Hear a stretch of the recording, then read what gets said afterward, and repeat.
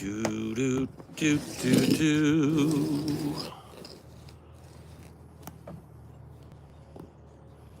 Bum, bum, bum, bum, bum, bum, bum, bum, bum. Bum, bum, bum, bum, bum.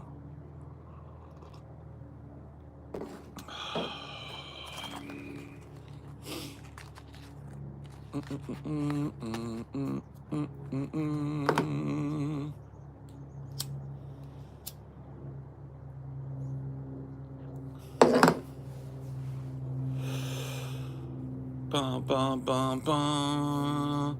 Bum, bum, bum, bum, bum, bum, bum.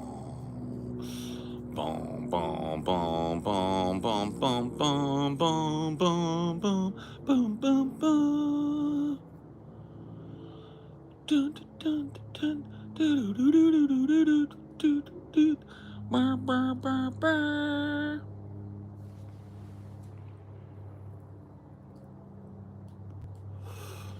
Do you agree with the U.S. ban on TikTok on the grounds of CCCP?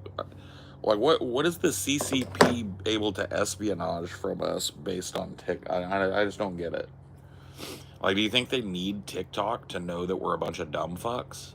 I guess they're saying that, like, they're using TikTok to figure out what people are thinking. You know, it's like, isn't that what it's for? Couldn't America do the same thing? Like, couldn't America just watch a lot of TikTok and figure out what people want too? I don't understand it, personally. Which leads me to believe that TikTok is not going away because it's a Chinese spying apparatus. It's going away because people say things on TikTok that the powers that be don't like. How about that? How much you want to bet that's the truth?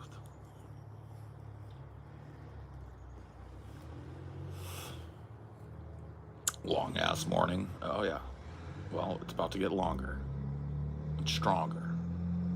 Down to get the friction longer. I heard recently that they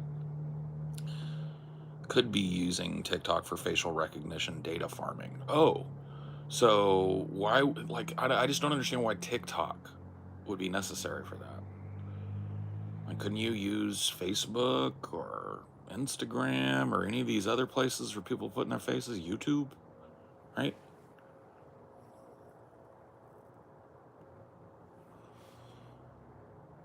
Like, no, I honestly think TikTok is under fire because young people lean left and young people say things on TikTok as of right now that nobody wants them saying. Right?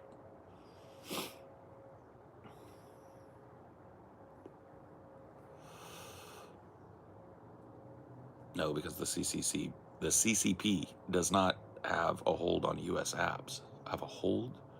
What kind of hold do you need to have? You're talking about facial recognition. What would be stopping them from downloading this video and feeding it into their own algorithm and doing facial? I just don't understand.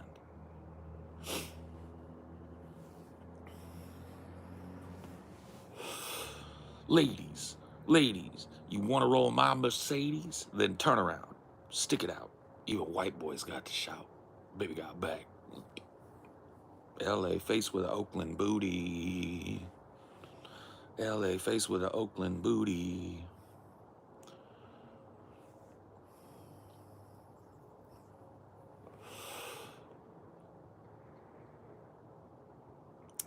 You ever smoke anything besides just a J? No, I like a J. I don't see any reason to do it any different way. No snow. No snow, no rain. No problem. It's a pretty day today. It's just cold. Cold and still.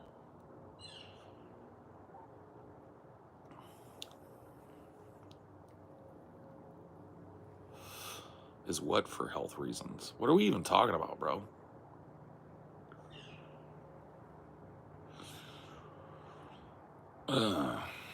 Do most of your mods work while watching chat, or do they take shifts? I fucking don't know, man. They work it out. There's always one or two of them lurking, though. They're always like, doo-dum, doo-dum.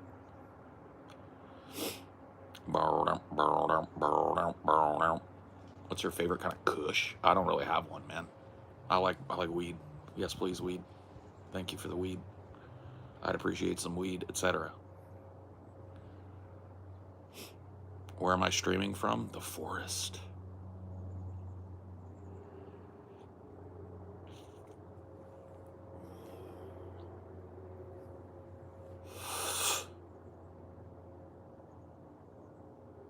You see, Trudeau resigned. Yeah.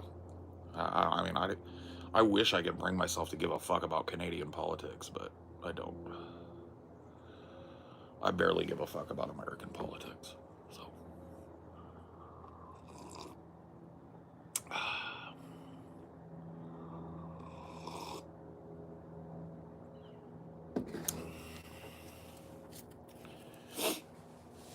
Oh, I need a joint.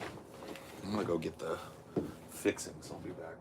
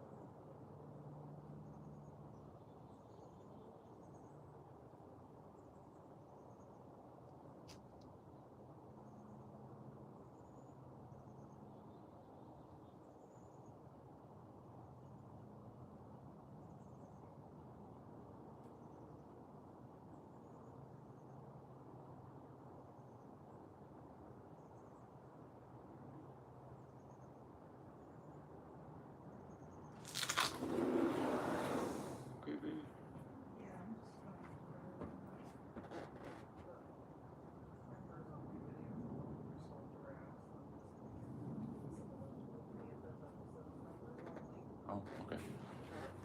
Cool. I don't know either. I guess, yeah.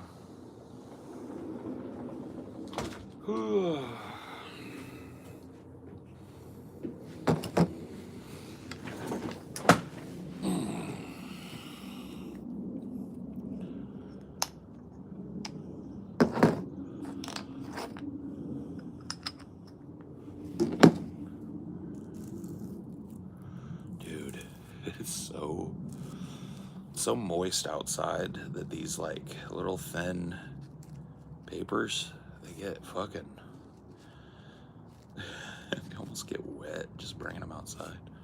It's fucking crazy.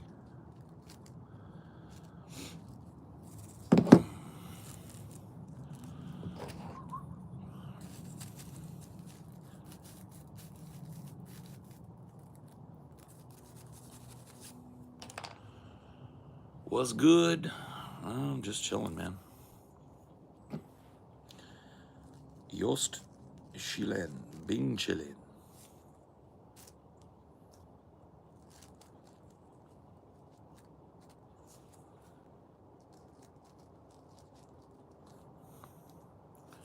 You ever listen to 2000s ATL rap?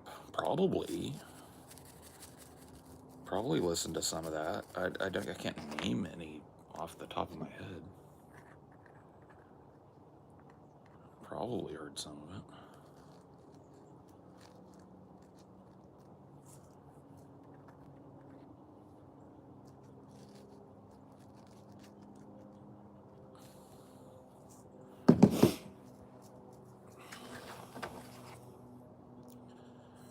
Wool you got on is great for humidity. I know. I'm aware.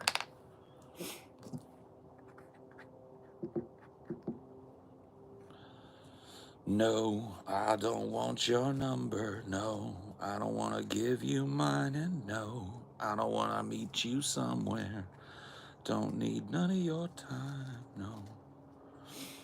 I don't want no scrubs.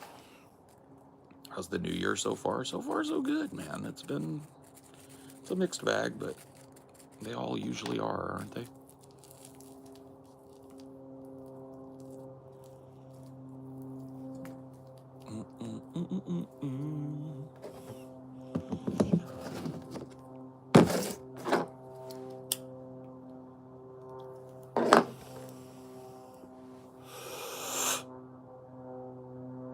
Someone needs a chai? What? Why do I need a chai with honey? I don't want a chai.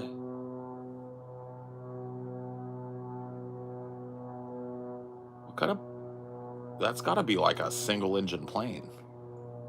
Like a Cessna or something?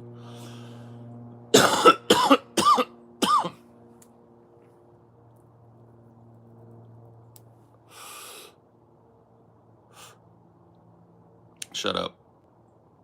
Average DFF fan, you're on the fucking chopping block. One more dumb fuck question out of you. Repeated, too. You've been around long enough to know the rules. I just remembered I saw someone selling a kit to convert Casios into a dual watch like Ripley has. Cool. Max Nowak. Buddy boy. Thank you for that. I appreciate that. No message at all either. Just kind of like, hey, buddy, here's $100. Thank you. That's very kind of you. A very kind donation. 100 clams or bones or whatever you call them.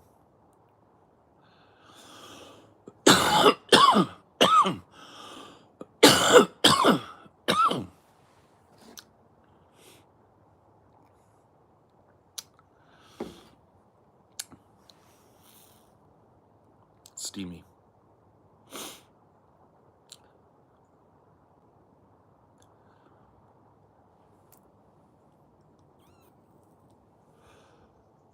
What is important about having any form of display picture? Well,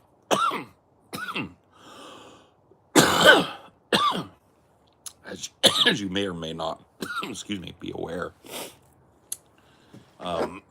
people have alts for days and days and days here, and one of their favorite things to do is create a bunch of alts, come in, and be unbannable for 20 bans.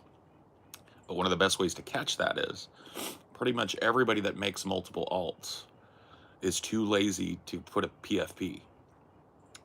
As a point of fact, most people who participate in YouTube chats on the regular have a PFP.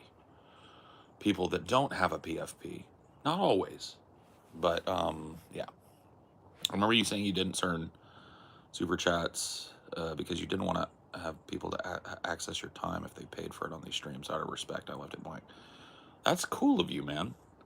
I mean, you know, I I get a little salty sometimes. You can ask a question if you've got one, but I really do appreciate the dono, man. It's very cool.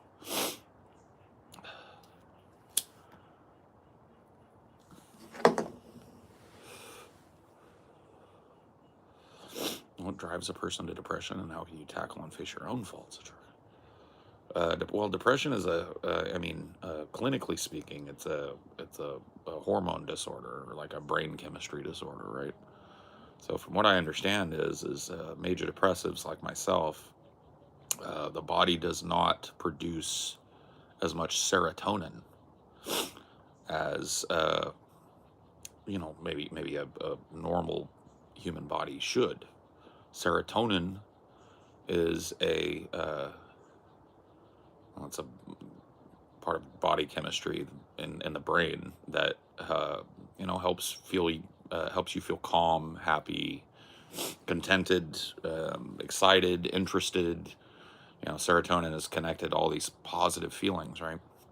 And people that don't have the capacity to make enough of that tend to suffer from depression. A lot of the ways that they treat depression, medically speaking, is to augment the production of serotonin.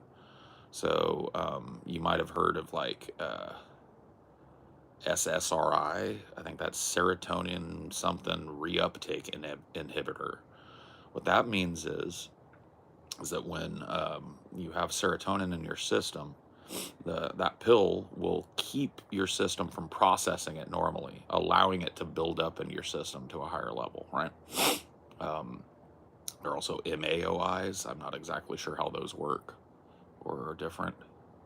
Serotonin selective reuptake inhibitor. Thank you.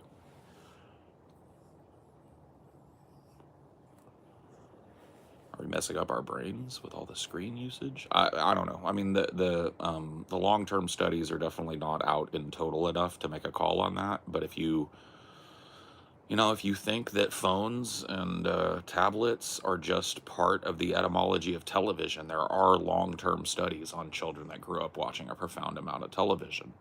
We've talked about these before. Kids from my generation and the generations before that spent most of their time sitting in front of the TV have a higher instance of mental health problems, social problems, anxiety problems, higher diagnosed instance of autism spectrum disorder, et cetera, et cetera. So the numbers for TV are back, right, and have been for a number of decades, and they're not good.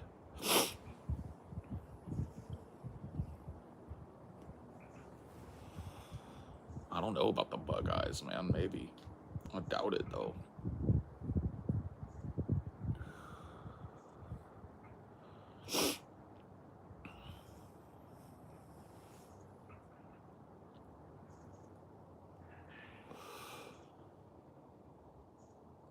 I think if you were dropped in a situation where internet or TV was not possible, a lot of that could be reversed.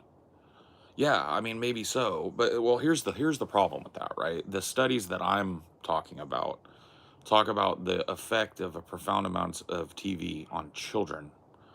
So there's something a little different going on when you're a kid, right? When you're a kid, your brain is developing, not just physically growing, right? But it is establishing neural pathways and establishing permanence and establishing all this stuff, right?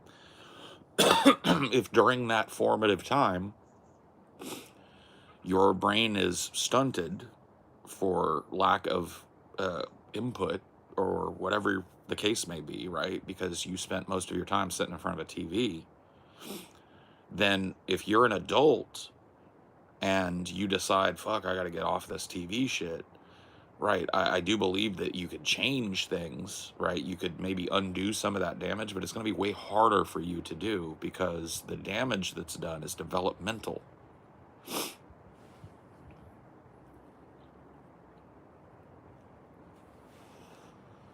Basic training taught me that humans can adapt very quickly. Yeah. You think it's possible to reprogram or build new? Yeah. No, I'm pretty sure it is. Yeah. I mean, I'm not a fucking neurologist or anything, but yeah, building new neural pathways and stuff is something that I believe is possible. Making new connections, undoing some of the like stunted growth and damage that may be from, just your upbringing. I think that's all possible. Yeah. Oh shit. What's going on with Max? Cutting fried food out of my diet made me 3 times less sick on the daily. Much easier not to be depressed when you don't feel sick and slow. That is true, yeah. I mean, oftentimes depression is incredibly complex, right? Oftentimes there can be physical contributing factors, mental contributing factors. It's like for me, right? I went through about 3 years where I was just fucking borderline suicidally depressed, just couldn't connect up with anything, and I thought, well, this is my new normal, Um, turns out that when I got COVID, it probably damaged my lungs a little bit and sent what was a relatively mild case of sleep apnea into overdrive. Now I'm on, a CPAP machine every night. I sleep with the machine, and I feel so much fucking better and more capable and more like capable of connecting, capable of thinking, capable of accomplishing than I did for that 3 years. And so that's something that's really not even all that. Well, I guess it is. Your sleep cycle is disrupted by depression as well. So this is one of them things.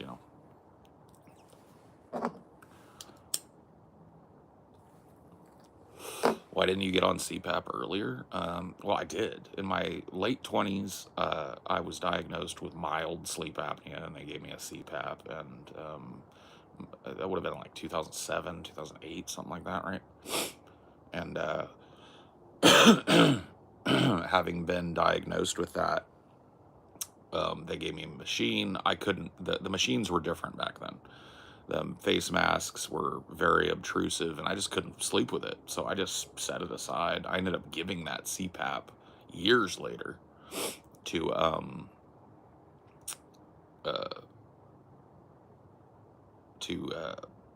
TJ and Scotty's stepdad Steve, who has apnea, for him to try and use it, because I wasn't using it. But yeah, I went to the doctor. It was just going to the doctor and just telling them, like, sometimes you just want to go to the doctor and just be like, yeah, everything's fine. I did that a lot, but I started, when I started feeling the way I was feeling, eventually got to the point where I was like, look, I feel like I have no energy. I feel like my brain is like in a fog 24/7. I feel it's hard for me to connect up with people and things and interests, and and I understand, I'm a depressive, but this feels worse, and blah, blah, blah. And let's get you a sleep study. And that's where they found it. You know what I mean? That my apnea had progressed from mild to moderate, I guess is the idea, right? Your transformation with food made me rethink my relationship with food, eating a lot more at this local vegan shop. Hey, cool, man. Well, I'm glad you're doing well, Max. Really, like, it sounds like you're doing good. And that's anytime one of us is on the up and up is cause for all of us to celebrate. I know that there's like a kind of like a feeling of disconnection amongst the people that watch this show and hang out in the chat and stuff, but there really isn't, man. Like, we ought to be looking out for each other at the very least, congratulating each other, chuffing each other up, pumping each other up, like helping out when it comes to that, dude. If one of us is happier, then I see that as a win for all of us, I really do. I really do think that way, man. One less unhappy person, one person who's feeling better, that's a big deal, man. What caused your sleep apnea? The causes of sleep apnea are many and varied, right? Some people are just born with obstructive sleep apnea. That's the kind that I have. I have obstructive sleep apnea. So, definitely contributing factors to my sleep apnea worsening were smoking, obviously, and being fat, obviously, right? These things can contribute to the worsening of apnea, but a lot of the people under treatment for sleep apnea are not fat and don't smoke. So,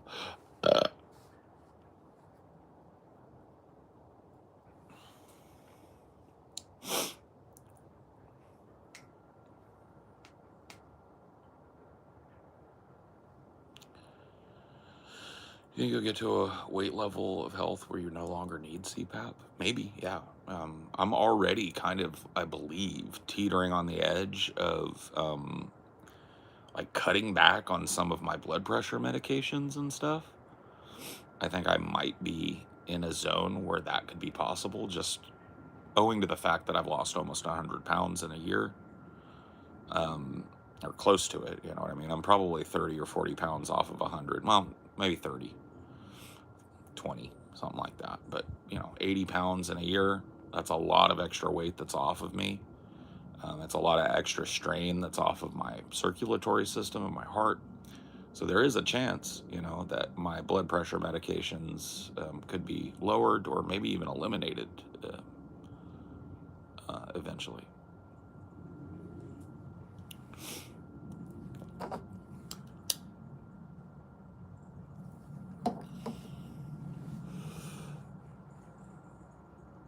My great aunt got to be over 100, and she smoked to her dying day, my mom said. Yeah.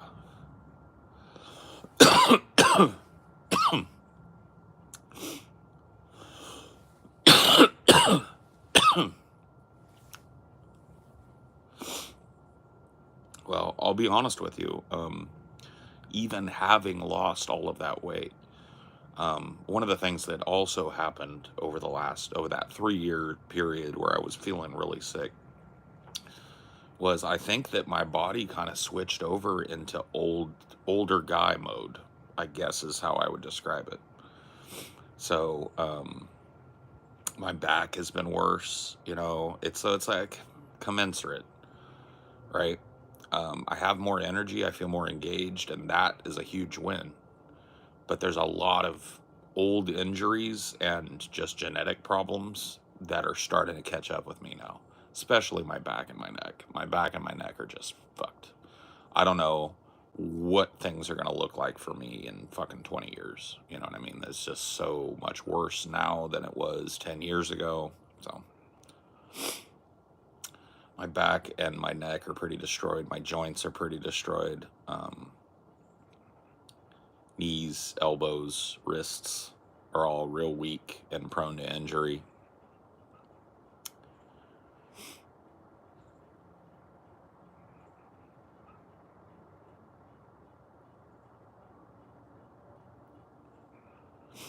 Oh, I am feeling better. Yeah. No, it helps my back, and being uh like less heavy helps me to stretch better.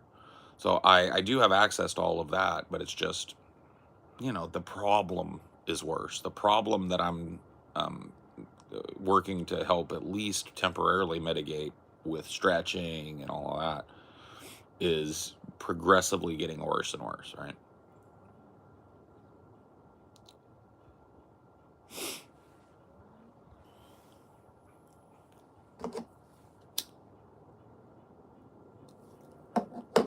I don't do hot yoga, no. I just do some yoga poses and stretches and stuff.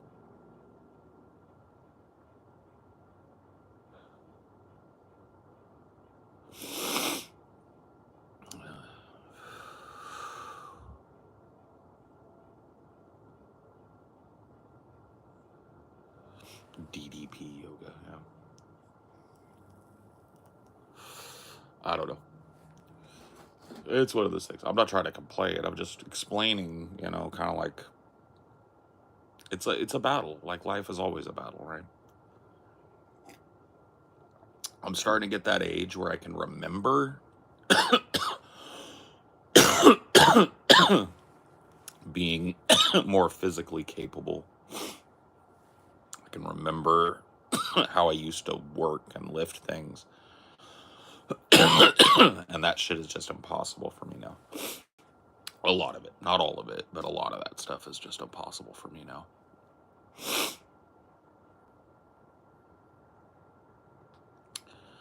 Remember, you said you take medication to slow your resting heart rate. Is that something you can stop taking as you get into better shape? Unfortunately, no. That's due to a genetic defect in my heart. I share it with my mom. My mom, not overweight, has been on the same drug that I'm on for years and years and years. It's just a genetic thing. Our resting heart rate, my mom's, my sister, my biological sister, and mine, along with my aunt, my uncle. It's just my mom's side of the family has a higher resting heart rate due to a defect. And as a result of that, I'll probably be on that kind of a regulatory drug for the rest of my life because it really isn't dependent on my weight. Now, being smaller helps it. You know what I mean? Being less fat helps when your heart rate is higher, that it's not like struggling so hard to push the blood and stuff. But how did you get used to receiving donos? I feel like I'd feel guilty and try to return it. I mean, it's part and parcel of the job that I do, right? I never took donos or made any money doing what I do until I joined DP, and watching how those donations fed and drove the show, being a part of that show. I never got a piece of those donations, but I would see them rolling in. And just sitting there for hours and hours and hours is how I got used to it. But at first, I didn't even want people's, like, if you go like pre-DP, and it's sad because a lot of these videos are gone now, but if you listen to me talk about it, because people are telling me like, oh, you should turn on, because I was one of the very early batch of people that were invited into what they called the YouTube Partner Program back then. I was like one of the first people, like I was in the first wave of that. And I never used it from like, I think I got partnered in 2009 or something, or 8. And I never turned it on. And people would say, "Oh, you should turn it on. You should turn it on." It's like, I don't want to make money doing this. It's a hobby. I'm not here to like fucking cash in. Oh yeah, because at the time you had a full-time job with benefits and all that. Yeah, yeah. For me, it was something I did in my free time that was fun and interesting and cathartic in some ways, and so I did it for that. And I made and I didn't want it to be a job. Like I didn't want to turn it on because I didn't want to feel like I had to keep doing it. But You know now what it I is mean? your job. But now it is my job, right? I don't know. I really it feels normal to me now, but it was a hard thing to get used to. It was a hard thing to get used to, the idea that people out there. What really helped me was thinking of it in the same terms as I think of like busking, right? Digital busking, I guess, right? Where it's like you come across an artist or a poet or a musician, right? And they are working on the street, plying their wares, plying their trade, and they take donations, right? I look at myself in the same boat as those types of people. Yeah.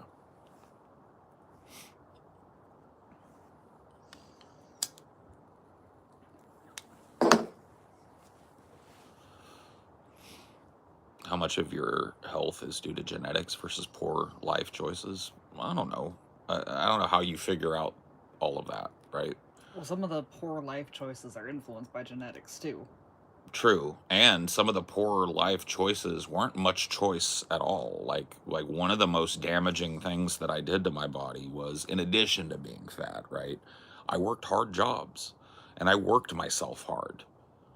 You know what I mean? I lifted. I worked a job. The last job that I had prior to doing this was an incredibly physically demanding job. It had me crawling up under shit, climbing up ladders all day, carrying big heavy machines all over the goddamn place, lifting and lifting and moving and lifting, right?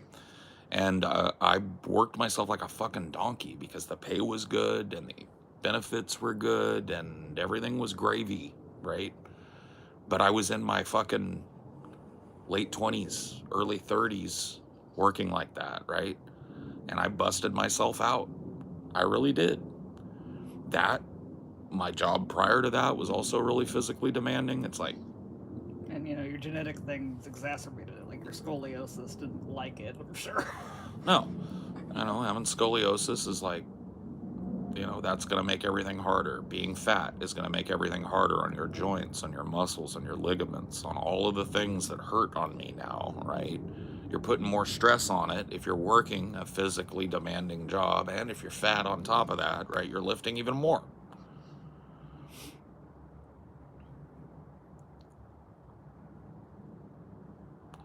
I'm guessing you didn't use proper lifting technique. I'll be honest with you, in my last job, proper lifting technique was not even a possibility. You can't lift a big iMac or whatever. The Emacs were I swear to God, that machine broke me. If you go look at an Apple Emac, they don't even make them anymore, thank goodness. But they were an education-focused Apple computer that were sold to fucking school districts all over the place. And they're the most fucking... They weigh like 65 pounds because they're a big giant CRT monitor. They're shaped like a half dome. They're slippery and with no grab spots on them, so you have to grab them underneath and hold them all low. It's fucked, dude. It's fucked.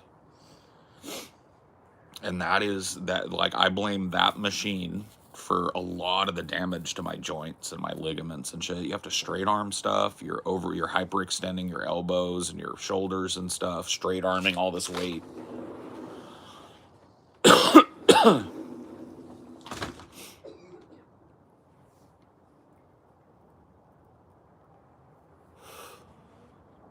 How convenient is it just to be able to Google anything, anytime, Paul? And would that happen if the internet... I gotta be honest, it's an up and a down, dude.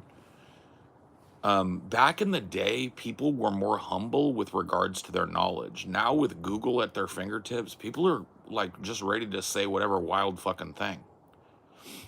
I gotta be honest with you. Like back in the day, people used the term "I don't know, man," and you know, if you cared enough, you went and looked it up in a dictionary or something. Went to the library. But if you didn't care enough, which is the truth for most little conversational topics, right? Most people don't deeply, deeply care about every topic they talk about. Conversation is flighty, and you know, and so people would just say like, "Oh, I don't know, man." Yeah, that's crazy. That's a good question. I don't know. Now people will be like, "Actually,"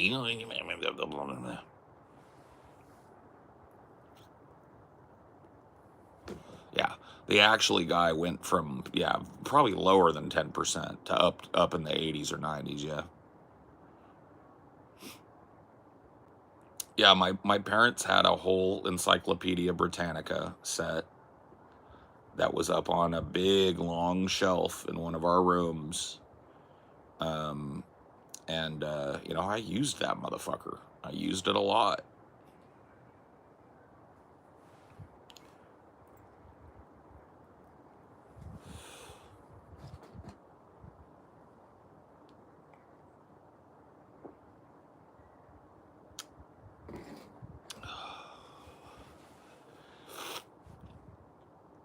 Yeah, the Google effect really does gamify what would otherwise typically just be. Yeah, that's that, dude. That is such a good way of putting it, Book Blaze.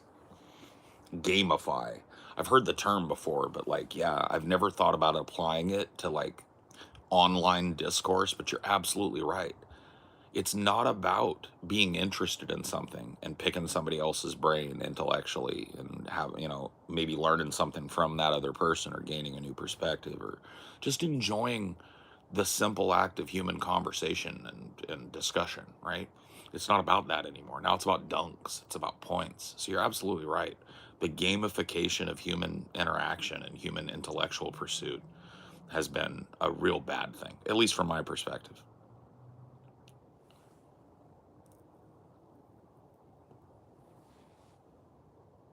Oh my God, dude.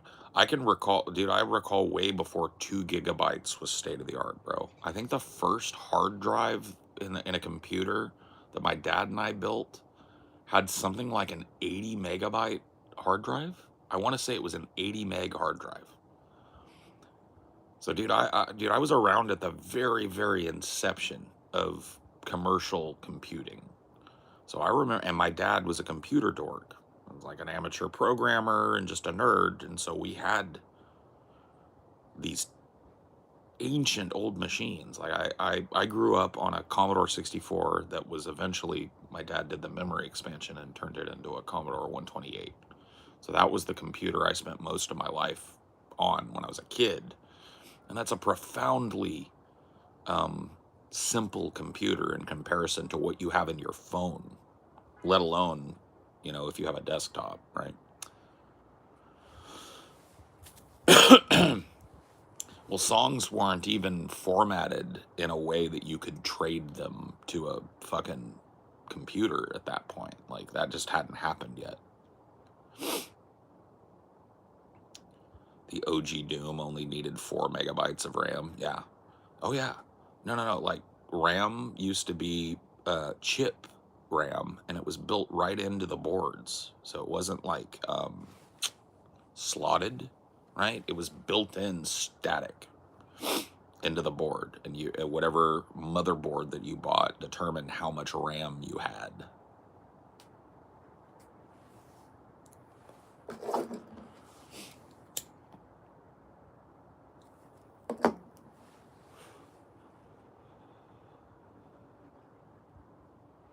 Yep. You don't miss floppies. I had the big actual floppy disks. That's what the Commodore took. And trust me, you don't miss them. Playing a game on a Commodore 64 was turning the computer on and waiting for your C prompt, loading your floppy into the drive and closing the little thing, locking it in there, typing a specific command per game, because every game had its own command to start it, right? And then waiting about 15 minutes. Walk away, because the entirety of the game, the way that disk drives worked was that the entirety of the game was loaded into local memory, right, as a temporary transfer. And certain elements were left on the disk, like music, right? And that the process of syncing that up and transferring that data took between 10 and 15 minutes.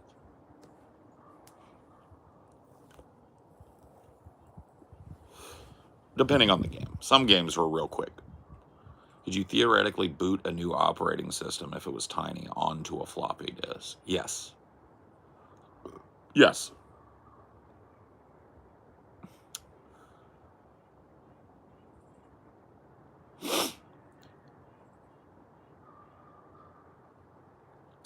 Making a custom CDR with black Sharpie on the jewel case for your crush. Yeah, I mean, that type of technology came late in my childhood. I was the first person that I knew that learned, well, that had the computer at home to burn a CD, right? So for me, it's way more nostalgic to think about making a mixtape. So what we used to do was make radio mixtapes, right? We would wait for songs that we really liked. We would record them from the radio and make mixtapes. So that's what we did for each other prior to the music kind of revolution, MP3s and waves and all of that. Yeah, it was cassettes. It was a tape. Yeah, you make a tape for your friend.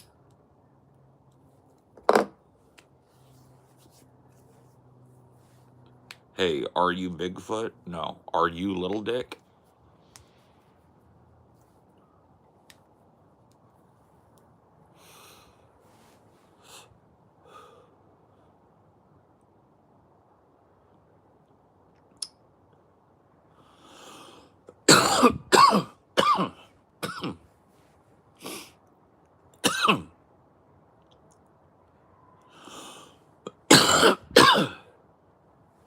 I can't understand quantum computers either. Quantum computers, right? So from modern computers, even your best computers, right, run on a binary system, right? It is an arrangement of yeses and nos, or ups and downs, or ons and offs, right? Zeros and ones. 0, 1, 1, 1, 0, 0, 0, right? And that the correlation of all of those zeros and ones are our programs, our operating system, right? From what little I know about theoretical quantum computing, the operating system will not need the language of binary. It will be able to extrapolate problems and create environments on the fly. So think about this. The leap between modern computing and quantum computing is, on a technological scale, right, way larger than the leap from early 70s room-filling theoretical computers and Turing computers, right, and today. So if you understand how far digital technology has come in the last 50, 60 years, right, if you take that amount of difference, a Turing machine and a modern PC, right, the difference between what is theoretically possible on a modern platform and a quantum computer is massively larger than that, right? No, it's not even the difference between a typewriter and a MacBook. It's larger than that. It's like, people don't understand that if we can create a quantum computer that is using particulate superposition and shit to make these multi-layered, multi-dimensional calculations instantaneously, that is like That's like the leap from being a slug to flying a spaceship in terms of technological advancement, right? It's uncanny what will happen if they are able to master quantum computing and it becomes ubiquitous, right?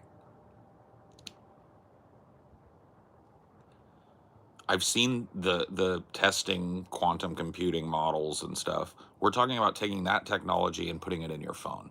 As soon as we get to that, bro, the world is going to change. It's going to fundamentally be a different place. Overnight.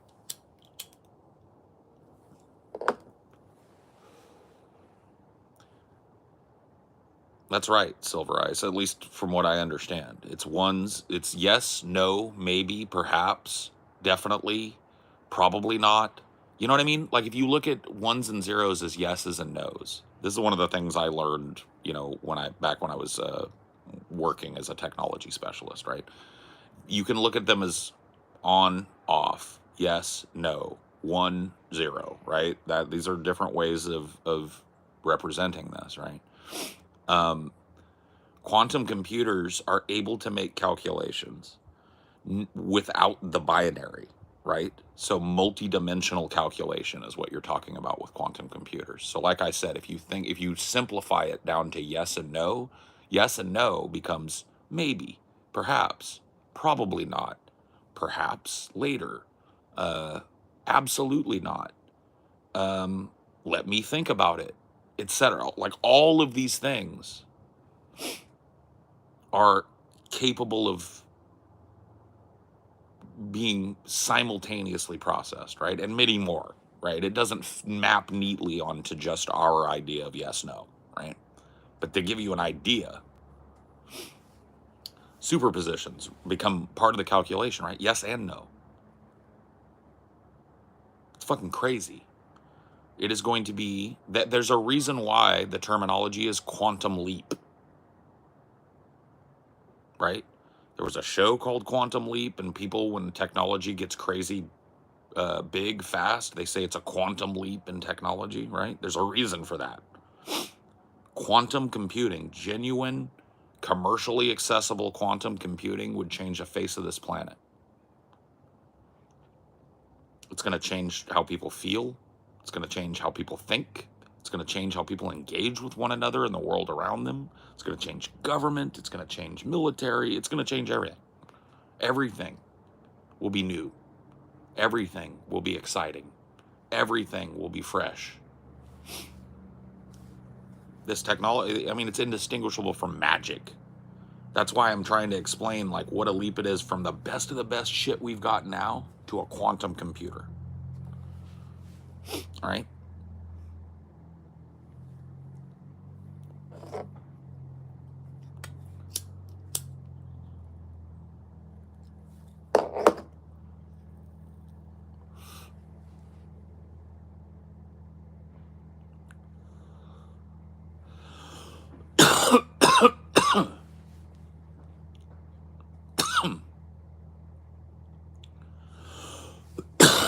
Well, that's the thing, is like,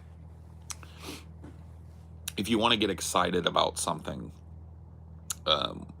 when it comes to quantum computing, right? Simulation is really what you should be excited about, right? Are there going to be some crazy games? Yeah, I mean, yeah, it's going to be an elevative leap in everything that you like about computers now. But the ability for this computer to simultaneously simulate is really what's going to unlock a lot of the like magical portent that lies behind quantum computing. You're talking about a machine that is capable of simultaneously running simulations that would take scientists 20 years to narrow down, right? And so you're talking about a quantum leap in drug technology, medical technology, transportation technology, robotics, AI, all of these things that we're all enamored with now. Think about them taking 300 years worth of leap in 10 years, right? And that maybe gets you in the zone, right?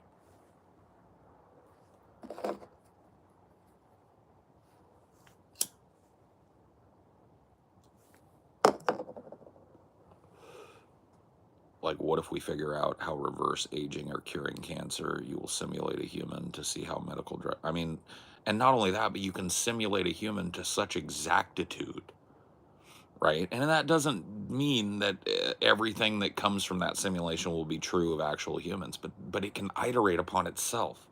If it makes a mistake, if it makes an incorrect assumption, it never does that again. That's just integrated into its programming now, right?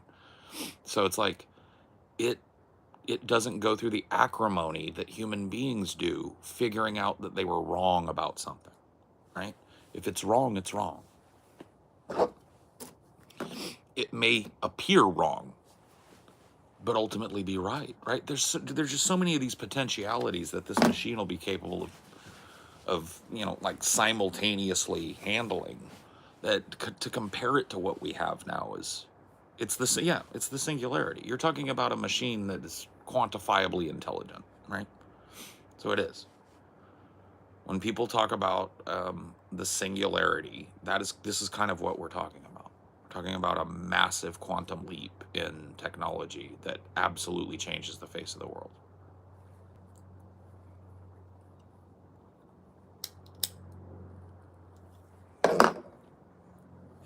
It'll change everything. It'll change how you travel. It'll change how you contact people. It'll change how you are connected to the world around you. It'll change how you see things. It'll change how you experience things. It'll change what you care about. We're talking about a societal sea change. There is no way we stay locked in the old staid kind of societies we're living in now when this technology is unleashed. This shit will make no sense anymore, right?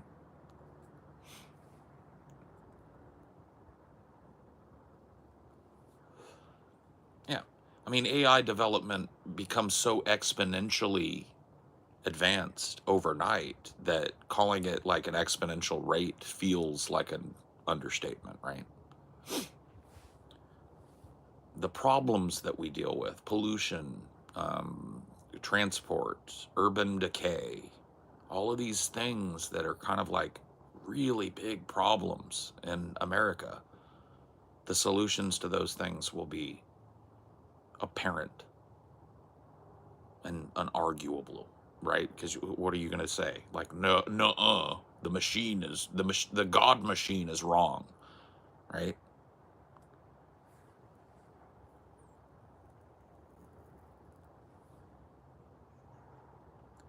What did we inherit from our Stone Age ancestors to this day? Every fucking thing.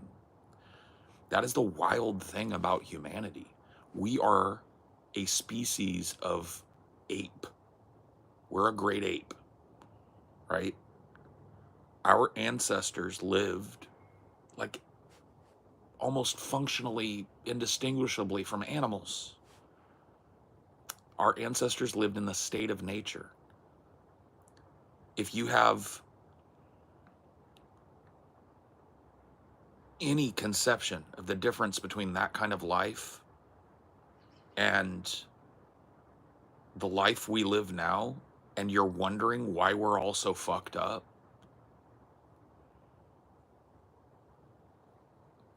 you might want to think about it. You know what I mean?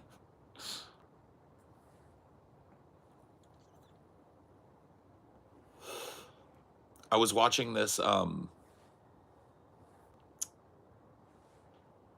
this gives you a good idea. And I'm not saying that these people are primitive, but they live a lifestyle that is primitive, right?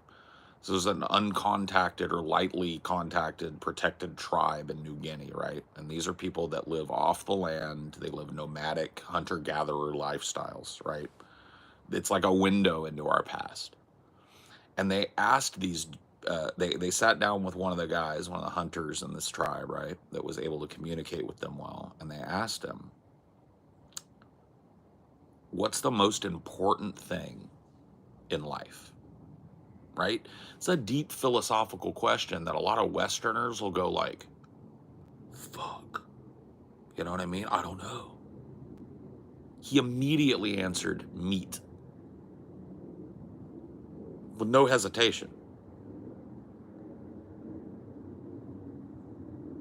Right?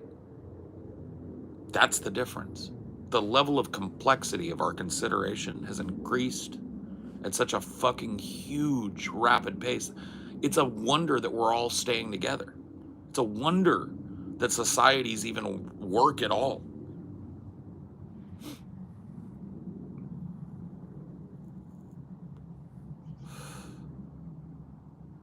Consuming life to preserve your own. Yeah. Meat. Think about that. And I hate to say it, when the veneer of society falls out, like it always does, you're going to think the same thing. If you survive the event that causes it, if you find yourself subsistence living, you're going to answer the question the same way.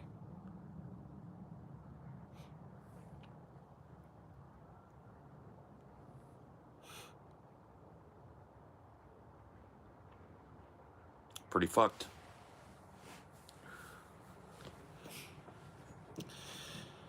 Oh my God, just fucking nuclear strike every stupid ass bot fuck that talks about smoking in here, please.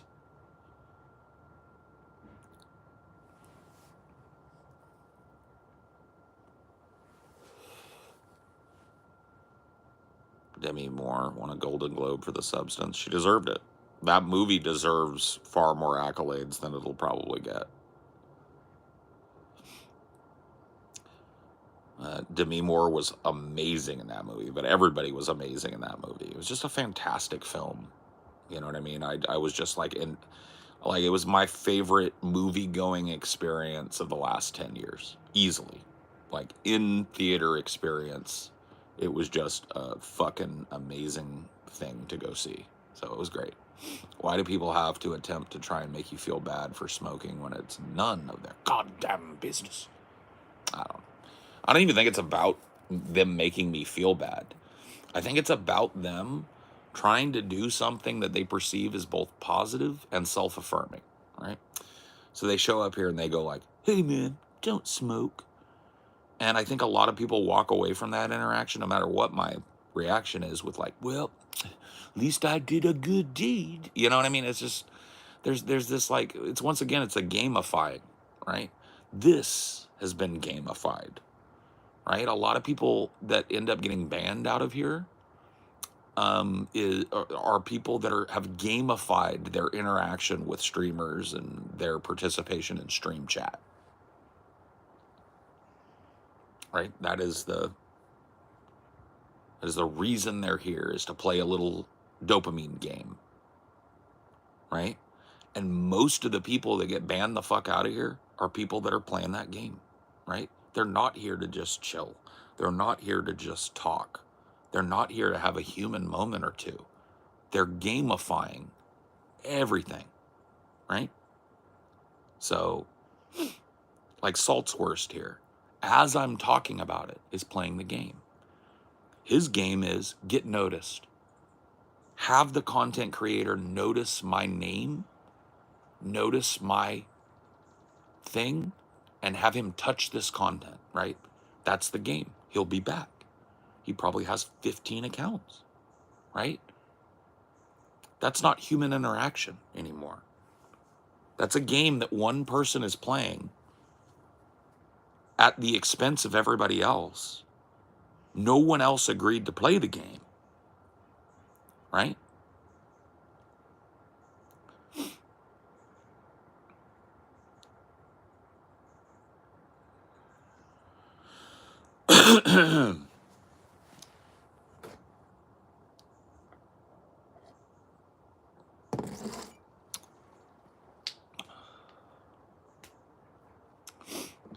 There's too much. Hey, Paul, look at me. Yeah. Well, that's the game. The game is, can I make this real person angry, upset, pissed off? Can I trigger some kind of reaction out of this real person while wearing a functional, like, full body Halloween costume. Nobody can ever know who I am or how many of these accounts that I have. That's the game they're playing. And it's at the expense of everybody that's not, right? So it's a gamified human interaction. And I can assume it probably does get addictive. Traveling from place to place, pissing people off and getting banned. You start to feel like you're making an impact. You start to feel like you're getting points in the game. It's fucked. It's a fucked way to think of the world. Let's be honest. Maybe it works in certain instances. Maybe it avails you of some good ideas in certain instances. But like, to gamify your human interaction, dude, you're gonna be a fucking mess if that's what you're up to. You know what I mean? If that's what you're getting your human feedback from is negative attention, and that's it, fuck, bro.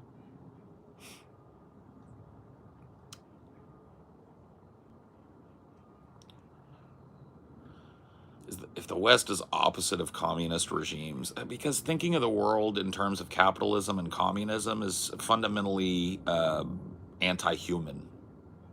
The world just doesn't work that way. These are ideas, right? And ideas tend to interact with other ideas. And philosophical ideas tend to blend with other philosophical ideas. Those are the dominant systems. At this point in history, those are the dominant systems. Yeah.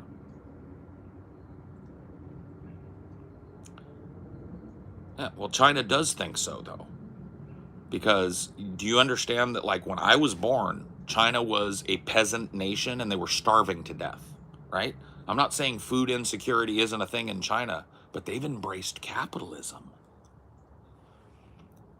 You seen a Chinese city recently?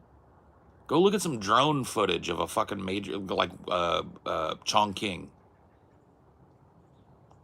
Pick your poison. Get back at me, right? So it actually backs what I was saying. These philosophical ideas aren't dividing lines between people, right? They're blended ideas that have merit all over the globe. I don't think there is a best system for humanity, and it certainly won't happen during our lifetimes.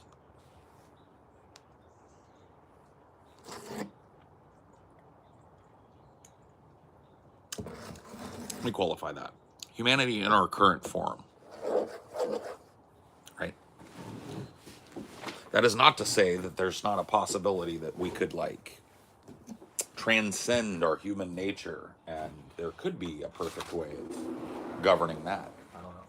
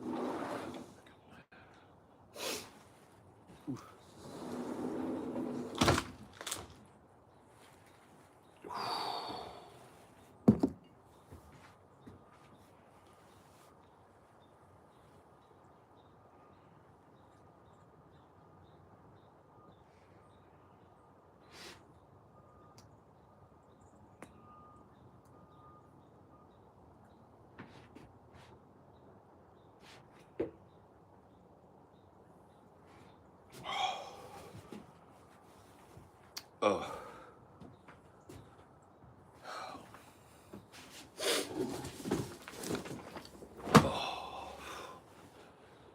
It's cold outside.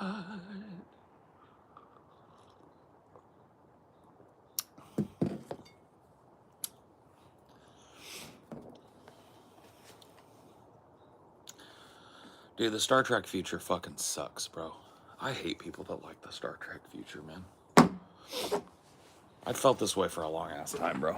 Okay, like it's an intro. I'm not saying Star Trek sucks. I'm saying that society fucking blows for the average person, bro. Blows. It's all homogenous, lawful, and there ain't no edge to nothing anymore, and everything's fucking. It just looks boring. You know what I mean? The average person doesn't get to be on the Enterprise, zipping around. And even if you are on the Enterprise, if you're the average person on the Enterprise, you're just terrified for your life 90% of the time. You're chilling below decks, doing your job. All of a sudden, a torpedo blows fucking half the people you know away. You know what I mean? You're like, oh my fucking God. Dude, that society fucking sucks for the average person. Everybody imagines that they're going to be Picard in that society. It's like, nah, there was one Picard and all of the billions of people in that fucking universe, right? There were like 10 or 12 people on that ship that got to do cool shit and had cool quarters and got to fucking, you know what I mean? Everybody else was down below, like stoking the fucking flames on the fucking plasma coils and, like, you know what I mean? Getting blown up and not even knowing what's going on. They're like, what the fuck is happening? You'd be a red shirt. Dude, you'd be lucky to be a red shirt. What a red shirt's like 0.001% of the population at that point. You know what you would be? Somebody living in an apartment in Neo San Francisco or something, working some fucking dumb data entry job, or maybe not working at all. Just walking around a homogenous society where everybody's all polite all the time and fucking looks like a goddamn surveillance nightmare. You got the computer watching you. Computer, find ensign blah blah blah. Ensign blah blah blah is currently taking a shit in on deck 17. You know what I mean? Like, you have no fucking. I don't know why people fucking worship Star Trek. It's like, yeah, it's a cool show, right?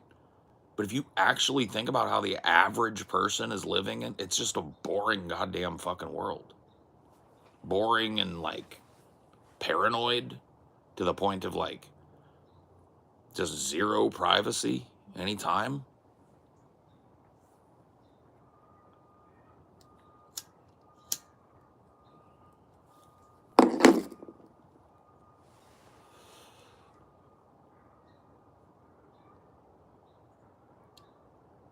You just totally ruined my idyllic society. Now where do you go? Dude, you go to the future with the rest of us, man. Time keeps on slipping, slipping, slipping into the future.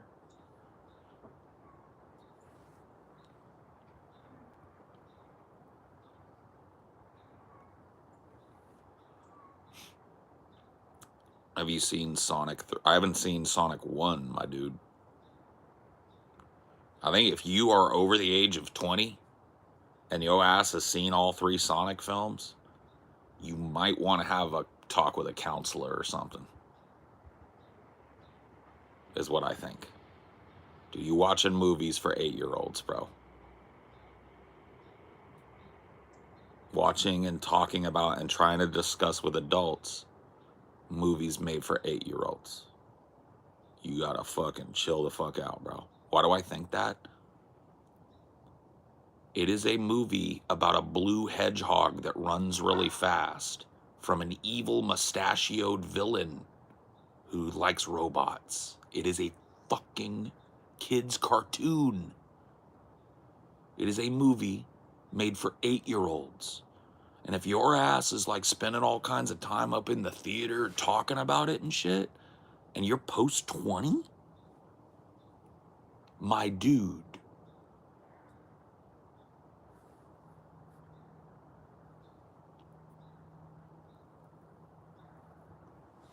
so you watched the movie? Nah, I didn't need to watch the movie. I saw the trailer. You know what I saw in the trailer? a blue hedgehog with red sneakers running fast around, right? And a dude with a big mustache going, and I went, oh, this is a movie made for 8-year-olds. Dope. I bet they'll enjoy it. Little did I know, I'd be in here arguing with a group of 20 pluses, talking about a movie that's literally made for children. I don't trust any source, dude. A movie is a movie, bro. Fuck IMDb, fuck Rotten Tomatoes, and any other review channel you watch. Watch a movie and make your own mind up about it. How's that? But you can make anything sound dumb. Yeah, that's true. You just don't have to work very hard when you're talking about a magical hedgehog with red sneakers that runs really fast. It's not hard. It's not hard work. Now, do that with There Will Be Blood.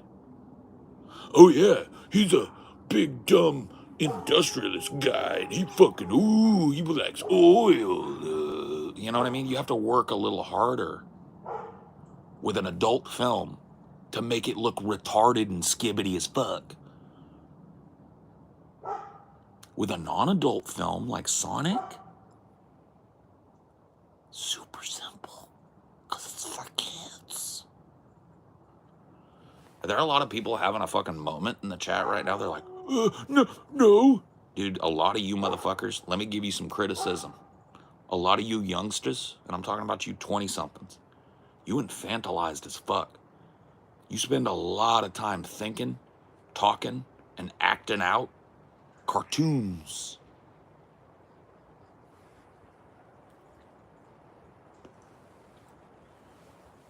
Cartoons, bro. Shit made for kids.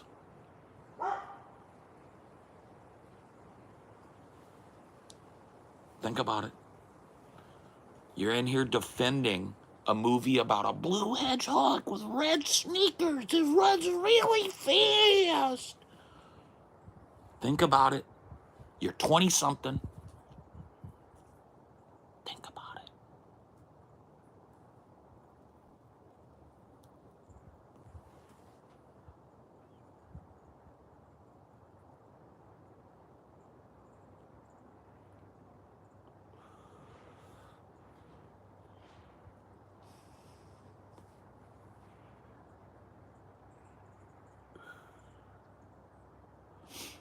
Dudes are 50 still with Star Wars toy collections. This is beyond that, bro.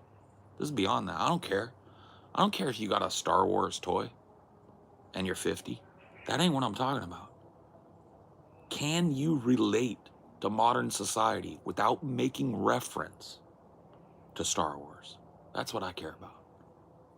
Is Star Wars the only thing that you talk about and discuss?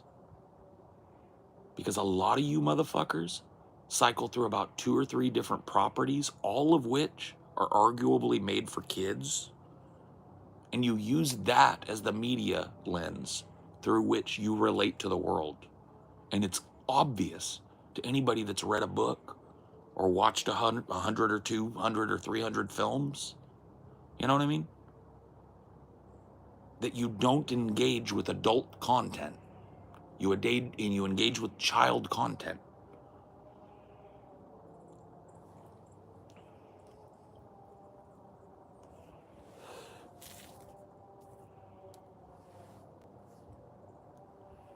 Well, I'm not saying, look, dude, you judge each piece of content on its own merit, but yeah, anime fits into that. 100%. Like, you realize a lot of the animes that are super fucking popular are made for fucking teenagers to watch in Japan.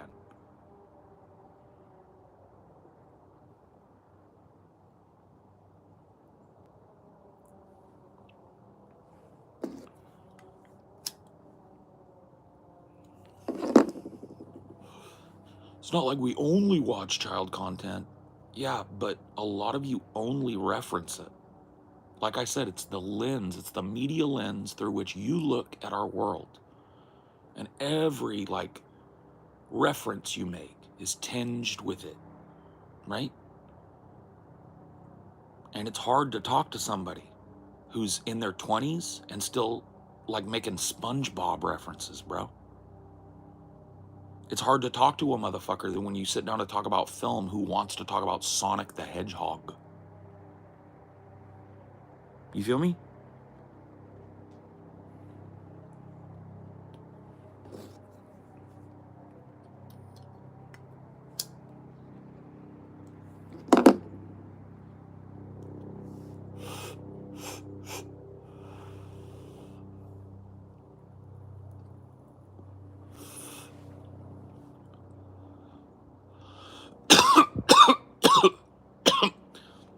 You've never seen someone bring up SpongeBob in my chat. You haven't been around long enough, I guess.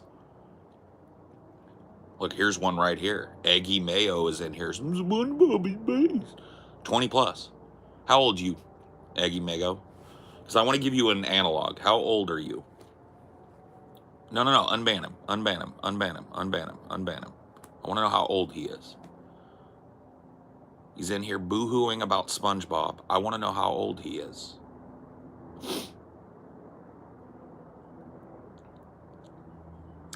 Where you at, Eggy? What's your age? Because I'm going to give you an analog right now. You're 29? Okay.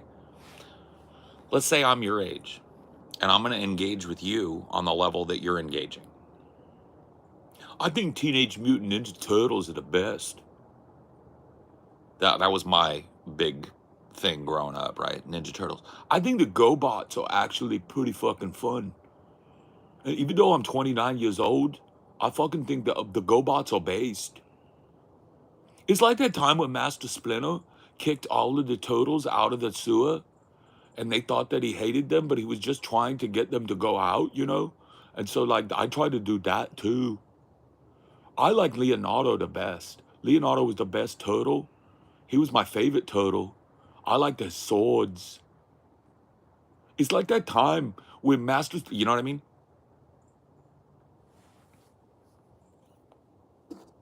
You feel me?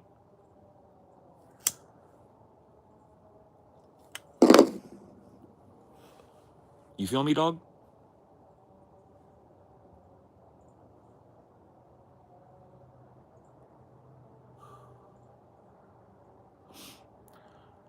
The shows you mentioned didn't have reference to obscure culture.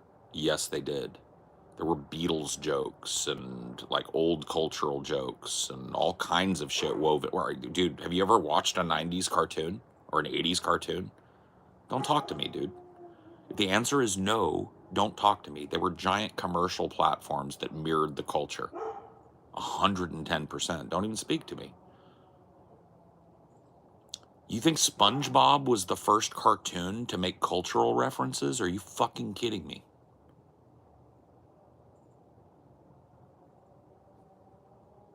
Dude, before you were even brewed up in your dad's atrophied nutsack, there were cartoons just like SpongeBob SquarePants. And you know who was watching them? Kids. You know who stopped watching them? Adults, until this generation.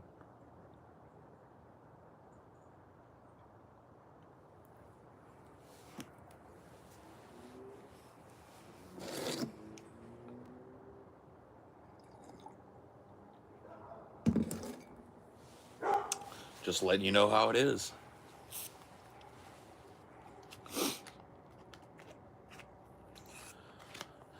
Yeah, Looney Tunes and a lot of animations don't fall into the category that I'm talking about, right?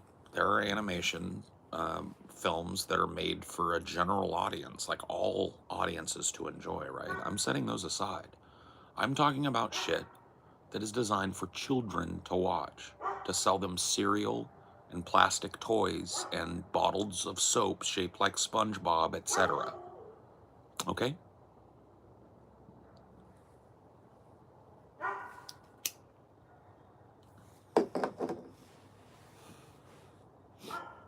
Animation, right?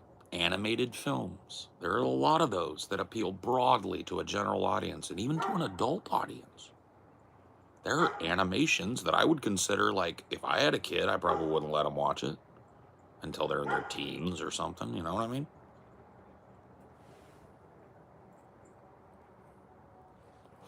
A lot of people will be like, Pudgy the boomer. No, no, no. I like animation. And guess what? I'm kind of nostalgic for the cartoons of my childhood too. But notice it doesn't bleed out of my every pore. You know what I don't own one thing of? Ninja Turtles merchandise. Not a thing. Not one. Not one piece.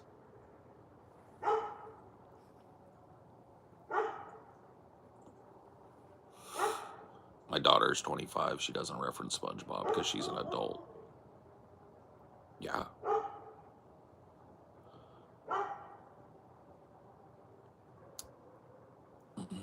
What's the future of art? I don't know. Will AI art replace human artists? I think that's a silly thing to worry about, honestly. I don't think there'll ever be a replacement for human artists, as long as we're human. Is Harry Potter for kids? Yes. Harry Potter is for kids between like the ages of 8 and maybe like 12. Yeah. Yeah, Harry Potter is for children.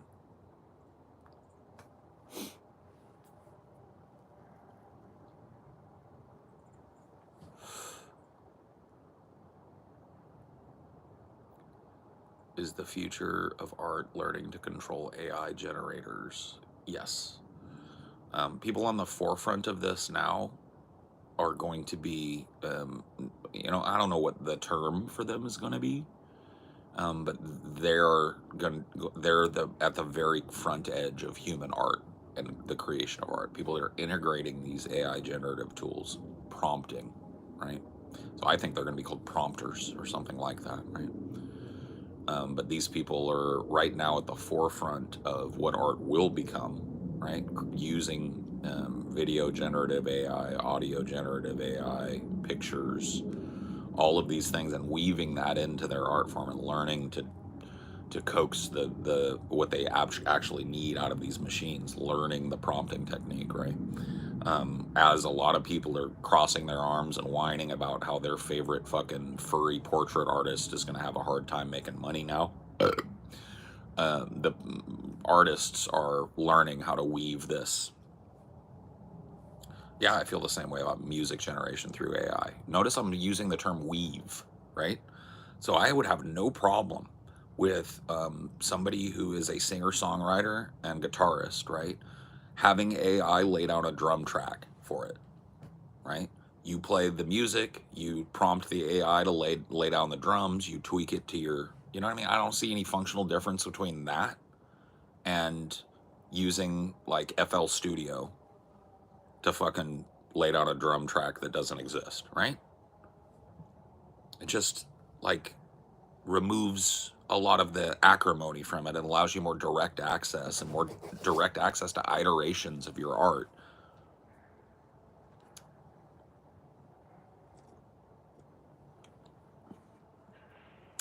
Get average DFF fan out of here.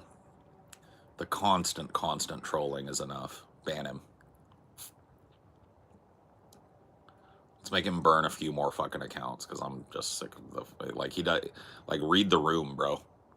Is Avatar for kids? What ages was Avatar made for? Was Avatar for kids? Is Moana for kids? It's just like, oh my god, fuckface.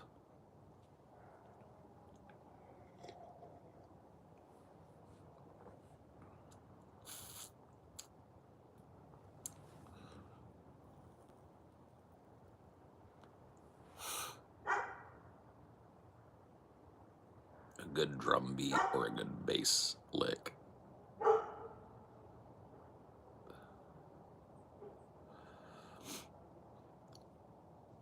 People that say things only to get themselves to laugh. They don't even actually laugh at it. There are people that use Lamau like punctuation in here. Like, they're not even laughing. They're just going like, this dude's fat, Lamau. not even a smile on the face. Just.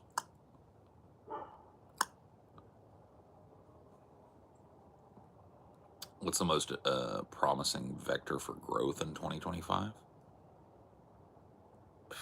Fuck if I know, bro. I don't think of things that way. I'm sorry. I'm not a big economy guy.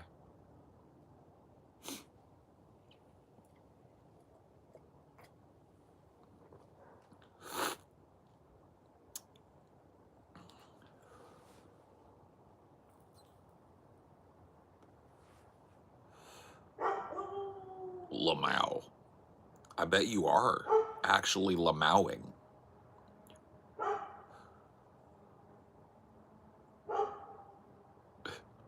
See what I mean? He's here to amuse himself. And pretend he's amusing himself, honestly. Fucking wild, dude. It's like a tick. What is like a tick? Literally rolling on the floor laughing his ass off right now. Because he asked me, what's the market cap on the market share that you're going to be doing this year? And I went like, I don't know, and I don't care. He's like, oh, Lamau. Rolling. I mean, come on, dude. Get him the fuck out. So goofy. Oh, the Lamau thing? Yeah. It really is a tick with a lot of people. People need to stop it. Like, honestly, unless you're dude, back in the day, I was the generation that codified leet speak. Okay? LOL was not typed unless you actually read something that made you go, if you're just sitting there stone-faced going, this dude's fat. Hey, fuck you, guy. LOL. That's not... What are you even doing? Take it easy, Paul. Who cares? Julian, you're on the fucking edge, bro. If you don't care, there's a billion of them motherfuckers right now doing exactly what I'm doing. Go harangue them about what they talk about. Don't come in here trying to change the subject, bro. Would you be happy or sad if a fairly big asteroid hit you right now and you died? Would you be sad that you dead or happy that you died in a legendary... I wouldn't be anything. If an asteroid hit me right now, I'd be vaporized. I wouldn't even know it happened. Like, the pain response for the human brain is so much slower than, like, an asteroid. I'd just be obliterated. I wouldn't feel any type of way about it. Yeah, I'd be dead.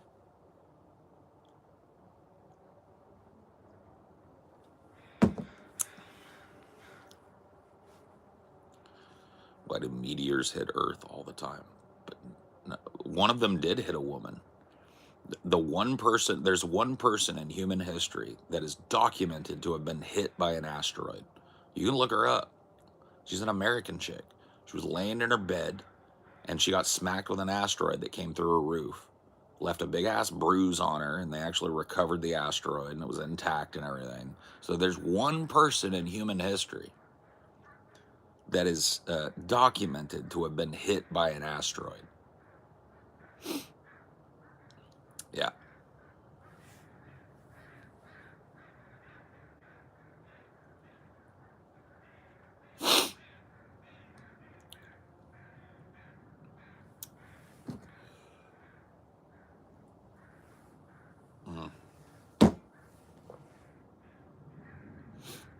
Think about the journey that asteroid took just to bonk someone. Yeah, I know. It's crazy. Yep. Nature just like blows your roof up, slams you with a fucking meteor. You survive it. You know what I mean?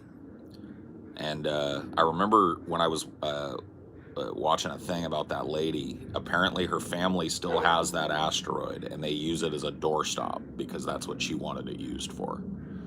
So wherever her family lives now, they still have the asteroid, and it weighs like 8 pounds or something, and they use it as a big old fucking chunk of doorstop to keep their doors open. You think that'd be an insta-kill? Yeah, I mean, if it had hit her right in the head or something, I think it landed on the bed next to her, struck her on the side, threw her off the bed, bruised her all up on the side where it hit. But yeah, I don't think it was like a direct hit. Plus, it's slowed down by the atmosphere, slowed down by the multiple layers of roof that it went through. You know what I mean? So it's not exactly striking her at full power or whatever. But yes, it's a very astronomically unlikely event. Far more unlikely than like getting struck by lightning, which is very, very unlikely, right? Anyway, I'm done. I'm cold. I'm going inside.